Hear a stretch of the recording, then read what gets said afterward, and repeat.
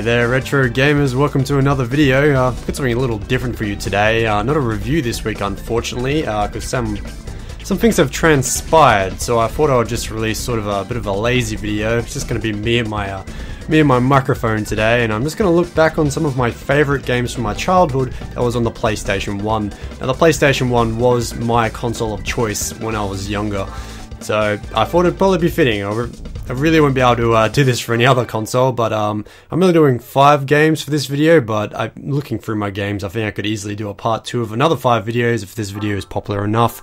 Now, this week I was going to be reviewing Shadow Man on the Dreamcast, and it's a fantastic game, no doubt, but I found myself having a very hard time getting into it.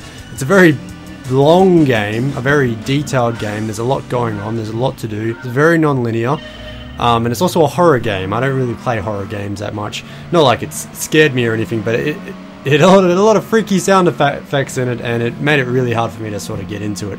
And I just thought it wouldn't be fair for me to do a review after a week of play, because I just haven't really gotten far enough into it watching other videos. Like, I want my videos to stay at a top quality. So yeah, maybe I will review that one day. I still have about 10 hours of recording, but I just don't have enough depth for it yet. So yeah, forget about that. Today we're going to look at my 5 favorite games from my childhood on the PlayStation.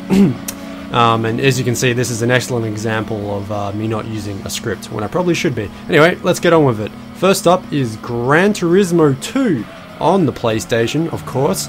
This was one of my first games on the PlayStation, because by the time I finally got a PlayStation, it was platinum. You could buy it quite cheap, and just the overall realism at the time just blew my puny little 8-year-old mind.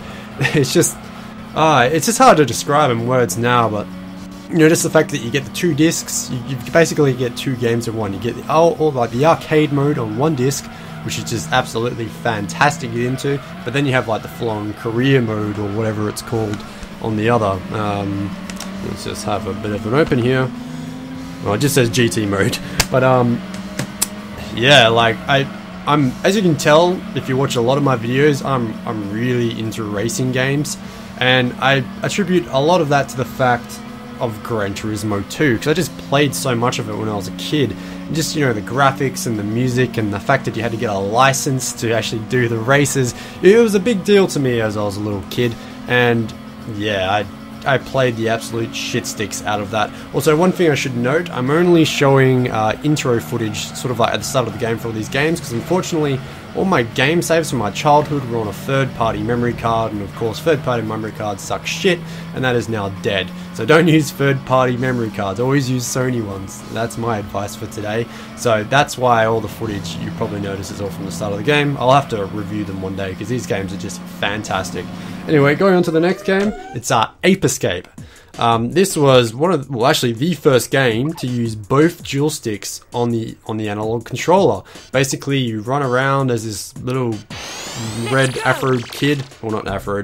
I guess you say it's probably too pointy for that, but basically you have these this electronic baton, and you get a big net, and you basically just got to catch these monkeys that have just run wild throughout time. You go through all these different timepieces throughout history, and because there's this evil monkey who found this hat that made him smart or something. So yeah, and then as you go through the game, you get more advanced hardware to use, like a sonar, and yeah, it's just fantastic. And the music in it is it's some of my favorite music in video games today. There's just nothing comes close. Now I'm going to move along pretty quickly here, because I don't want to blabber on too much, which I know I'm capable of if I don't have a script.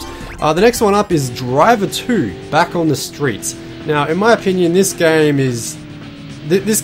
deserves a lot more recognition than it gets. I mean, at the time, it was highly rated. It has like a rating for 10 out of 10 from the official PlayStation magazine on the back, but I feel this game has somewhat been forgotten about, especially since the newer drivers have come out. And I mean, some were good, like Driver San Francisco on the PlayStation 3. I thoroughly enjoyed that, but a lot of people didn't like Driver 3, and a lot of people's opinions went downward about the series. But Driver 2 is absolutely fantastic, and it's one of the games I've probably played 3 or 4 times. And I don't usually replay games, so it was a big deal. But basically, this is another game that just blew my mind at the time, because unlike the first driver, you could drive around, smash up your car, whatever, but then you could actually get out of your car, run around this 3D environment, hijack another one, and just continue on your merry way. And it was a great game for a kid to play because there's no guns. I mean, the storyline is incredibly dense about, you know, gangs of Chicago and Vegas and Cuba and Rio. You just get these, you know, there's just these huge cities that you can go to and just drive around, and it's incredibly story driven, and it has excellent cutscenes. The voice acting seems a bit stale now, but I thought it was fantastic at the time. It really got me into cop, like 1970s cop movies more than anything. But yeah, Driver 2. No one talks about it anymore. Highly recommended. The next one up, it's a bit more of a popular game that many people know about. It's Ridge Racer Type 4. I've always been a fan of Ridge Racer games. I know a lot of people either hate them or they like them, but I fucking love Ridge Racer. Ridge Racer for the win, especially Type 4. In my opinion, this is the best Ridge Racer. Everything's great about it. The graphics, the music, the car handling. I mean, some people hate the car handling, but I just love it. I really need to review this game since I'm becoming a bit known for doing a lot of racing games, and I still haven't done Type 4, so I will get to this. And also just the menus, just how modern they seem, and just everything's just so stylistic.